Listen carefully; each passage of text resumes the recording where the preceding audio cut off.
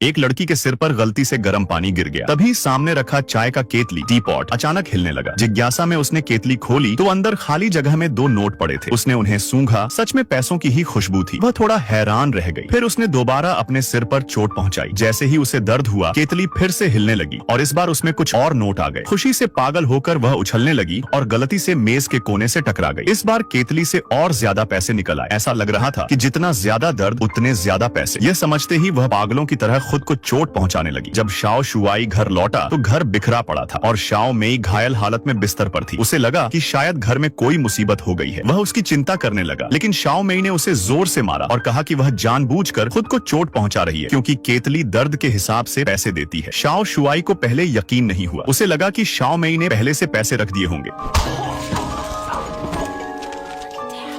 अगले ही पल शाओ मेई ने अपने बाल का एक गुच्छा खींचकर निकाला और केतली से $1 निकल आया। अब शाओ शुआई को थोड़ा विश्वास हुआ, लेकिन वह डर भी गया। उसने पूछा कि यह केतली कहां से आई। अगले दिन वह उसे वापस करने के लिए एंटीक दुकान गया, लेकिन दुकान बंद मिली। मजबूरी में वह घर लौट आया। उसने वादा किया कि जैसे ही वे 10 लाख युआन कमा लेंगे, वे यह सब बंद कर देंगे। इसके बाद दोनों ने खुद को बुरी तरह चोट पहुंचाना शुरू कर दिया। आग से जलाना, पूरे शरीर के बाल नोचना, बिना बेहोशी की दवा के दांत निकलवाना, दर्द भरे टैटू बनवाना वगैरह। जल्दी ही उन्होंने बहुत पैसा कमा लिया। सारे कर्ज चुका दिए, कई गाड़ियां खरीद ली, महंगे कपड़े पहनने लगे। जो दोस्त पहले उन्हें नजरअंदाज करते थे, अब उनकी तारीफ करने लगे। लेकिन एक दिन एक अनजान आदमी उनके घर आया और चेतावनी दी कि यह केतली बहुत खतरनाक है और इसे रखने वालों के लिए बदकिस्मती लाती है। लेकिन पैसों के लालच में अंधे हो चुके दोनों ने उसकी बात नहीं मानी और उसे बाहर निकाल दिया। उसी रात 2 रहस्यमयी लोग उनके घर में घुस आए। उन्होंने सारा पैसा लूट लिया और कहा कि यह केतली उनकी दादी की थी, इसलिए यह पैसा उनका हक है। शाओ मेई को बस पैसे की पड़ी थी। उसने केतली उठाई और उनसे लड़ने लगी। झगड़े में केतली जमीन पर गिर गई। अजीब बात यह थी कि जब उनमें से एक उसे उठाने लगा तो दूसरे ने तुरंत रोक दिया, जैसे उसमें कुछ डरावनी बात हो। फिर दोनों बेहोश हो गए और वे लोग भाग गए। होश आने के बाद भी शाओ मेई को कुछ समझ नहीं आया। वह बस फिर से पैसे कमाना चाहती थी, लेकिन अब हल्का दर्द केतली को संतुष्ट नहीं करता था। थोड़े से दर्द पर बहुत कम पैसे निकलते थे, इसलिए शाओ मेई स्कीइंग करने गई और जानबूझकर अपना पैर टुड़वा लिया। शाओ शुआई भी खुद को पिटवाने चला गया। उन्होंने फिर से बहुत पैसा कमाया, लेकिन जैसा कहा जाता है, अगर जान ही नहीं बचेगी तो पैसे का क्या फायदा। जल्दी ही शाओ शुआई फिर से केतली के पास भागा, लेकिन अब शाओ मेई का शरीर और दर्द सहन नहीं कर पा रहा था। तभी वही आदमी दोबारा आया और उन्हें चेतावनी दी कि अगर वे नहीं रुके तो लालच की झील उन्हें बर्बादी की तरफ ले जाएगी। इसी बीच उन्हें एक बात समझ आई। एक दिन जब एक बच्चा गिरकर रोने लगा तो केतली से पैसे निकलने लगे। शाओ मेई को तुरंत समझ आ गया कि सिर्फ खुद का दर्द ही नहीं, बल्कि दूसरों का दर्द देखने से भी केतली पैसे उगलती है। इसके बाद वे हर जगह लोगों के दर्द की तलाश करने लगे। जहाँ कोई चोट खाता, टैटू शॉप, अस्पताल के डिलीवरी रूम के बाहर, या कहीं भी जहाँ किसी को तकलीफ हो। जहाँ दर्द वहाँ उनका लालच। जल्द ही उनकी तिजोरी नोटों से भर गई। लेकिन इंसान की इच्छाएं कभी खत्म नहीं होती। शाओ मेई का मन फिर भी नहीं भरा। एक दिन वे गाड़ी चला रहे थे। अचानक एक बेघर आदमी सड़क पार करने लगा। शाओ मेई ने ब्रेक लगाने की बजाय उसे टक्कर मारने का सोचा, लेकिन शाओ शुआई ने समय रहते गाड़ी मोड़ दी और हादसा टल गया। इस बात पर दोनों में झगड़ा हो गया। शाओ मेई ने कहा कि गलती उस आदमी की थी। शाओ शुआई ने गुस्से में जवाब दिया, क्या इसलिए उसे मर जाना चाहिए था? झगड़े के बाद शाओ मेई ने दरवाजा पटक दिया। तभी उसने देखा कि केतली फिर से पैसे उगल रही है। उसे समझ आ गया, दूसरों को दुख पहुंचाने से भी पैसे मिलते हैं। अब उसने शाओ शुआई की भावनाओं की परवाह करना छोड़ दिया। वह उसे बुरी बुरी बातें कहने लगी। जितनी ज्यादा तकलीफ उतने ज्यादा पैसे। दोनों घर लौटे और एक दूसरे के दिल के राज खोलने लगे। शाओ मेई ने अपने पति की कमियों का मजाक उड़ाया। केतली से पैसे निकले। शाओ शुआई ने पलटकर अपनी पुरानी प्रेमिका की तस्वीर की बात कही और ज्यादा पैसे निकले। बात बढ़ती गई। आखिर में शाओ मेई ने एक बड़ा राज खोला कि उसने पड़ोसी के साथ गलत रिश्ता रखा था। यह सुनते ही केतली से ढेर सारा पैसा निकल आया, लेकिन शाओ शुआई के दिल में खुशी नहीं थी। धीरे धीरे केतली भी इन सब से संतुष्ट नहीं हो रही थी। तब शाओ मेई ने अगला कदम उठाया, दूसरों की जिंदगी में जहर घोलकर पैसे कमाने का। वह अपनी सहेली के घर गई और उसके पति से झूठ बोला कि उसकी पत्नी ने उनके पालतू कुत्ते को मार दिया। इससे उनके रिश्ते में दरार आ गई। फिर उसने शाओ शुआई के बॉस की पत्नी को उसके पति की गलत तस्वीर दिखा दी। इस तरह एक एक करके रिश्ते टूटते गए और केतली से पैसा निकलता गया। लेकिन फिर एक दिन जब शाओ शुआई घर से बाहर निकला तो केतली से पैसा निकलना बंद हो गया। उनके रिश्ते भी टूट चुके थे। पैसा बढ़ता गया, पर शाओ मेई की लालच अब भी खत्म नहीं हुई थी, क्योंकि उसे एक और बड़ा और खतरनाक राज पता चल चुका था। असल में उसकी बहन का बच्चा उसके जीजा का नहीं था। यह राज अगर जीजा को पता चल जाता तो केतली से बहुत पैसा निकल सकता था। शाओ मेई ने उस वक्त कुछ नहीं कहा, लेकिन घर लौटकर उसे बहुत पछतावा हुआ। उसे लगा कि इतना बड़ा मौका उसने गंवा दिया। इसी सोच के बीच उसके मन में एक और खतरनाक ख्याल आया। उसने सोचा कि अगर वह बुरे लोगों को खत्म करे, जैसे अपराधी या नशा बेचने वाले, तो शायद केतली और ज्यादा पैसा दे। उसके मन में लालच अब पूरी तरह हावी हो चुका था। लेकिन जब वे एक गड्ढा खोदने जा रहे थे तभी शाओ शुआई को होश आया। उसने शाओ मेई को समझाने की कोशिश की, ये अब सिर्फ लालच नहीं, ये हत्या है। तुम खुद शैतान बनती जा रही हो। शाओ मेई ने ठंडे लहजे में कहा, ज्यादा पैसा चाहना बुरा नहीं है। यह सुनकर शाओ शुआई समझ गया कि वह पूरी तरह लालच के अंधेरे में डूब चुकी है। मजबूर होकर वह उसी रहस्यमयी आदमी के पास मदद मांगने गया और उससे केतली ले जाने की गुजारिश की। लेकिन उस आदमी ने कहा, अब बहुत देर हो चुकी है। जब तक शाओ मेई खुद इसे छोड़ने का फैसला नहीं करेगी, ये केतली उसके लालच की वजह से उसे पूरी तरह निगल जाएगी। उस शाम शाओ शुआई खिड़की के पास केतली लेकर बैठा रहा। वह चाहता था कि शाओ मेई सच में इसे छोड़ दे। शाओ मेई ने हाँ तो कह दिया, लेकिन उसकी नजरें अब भी केतली पर ही टिकी थीं। शाओ शुआई की उदासी देखकर वह बेचैन हो उठा। अचानक उसने केतली हाथ में लेकर खिड़की से छलांग लगा दी ताकि शाओ मेई को झटका लगे और वह जाग जाए। सौभाग्य से मंजिल ज्यादा ऊंची नहीं थी, वह सिर्फ बेहोश हुआ। यह घटना शाओ मेई के लिए आंखें खोल देने वाली थी। उसे पहली बार एहसास हुआ कि असली दौलत पैसा नहीं बल्कि अपने प्रिय इंसान की जान और साथ है। दोनों ने मिलकर फैसला किया कि वे केतली हमेशा के लिए छोड़ देंगे। लेकिन उसी रात एक हादसा हो गया। पड़ोसी लाओ वांग ने केतली चुरा ली। दरअसल वह पहले से ही इसका राज जान चुका था। अगले दिन शाओ मेई और शाओ शुआई को डर लगा कि लाओ वांग भी वही गलती दोहराएगा। वे उसे समझाने उसके घर गए कि केतली फेंक दे। लेकिन जैसे ही वे अंदर गए, लाओ वांग ने उन पर बंदूक तान दी। वह उनकी जान के बदले केतली और पैसा चाहता था। उसी समय दो रहस्यमयी लोग घर में घुस आए। अचानक गोलीबारी शुरू हो गई। शाओ शुआई और शाओ मेई सोफे के पीछे छिप गए। लड़ाई के बीच केतली फिर से पागलों की तरह पैसा उगलने लगी। बाहर से गोलियों की आवाज गूंज रही थी। कुछ देर बाद सब शांत हो गया। जब उन्होंने झांक कर देखा तो कमरा नोटों से भरा पड़ा था और चारों लोग गोली लगने से मरे पड़े थे। इस खून खराबे और बर्बादी को देखकर उनके दिल में पहली बार पैसे के लिए कोई चाह नहीं बची। उन्होंने सारे पैसे समेटे, केतली उस रहस्यमयी आदमी को सौंप दी और सारा धन जरूरतमंद लोगों में बांट दिया। इसके बाद दोनों ने सादा लेकिन सच्चा और खुशहाल जीवन जीना शुरू किया। फिल्म के अंत में वह आदमी केतली को समुद्र में फेंक देता है ताकि यह लालच की आग हमेशा के लिए बुझ जाए। अब सोचो, अगर तुम्हारे पास ऐसी केतली होती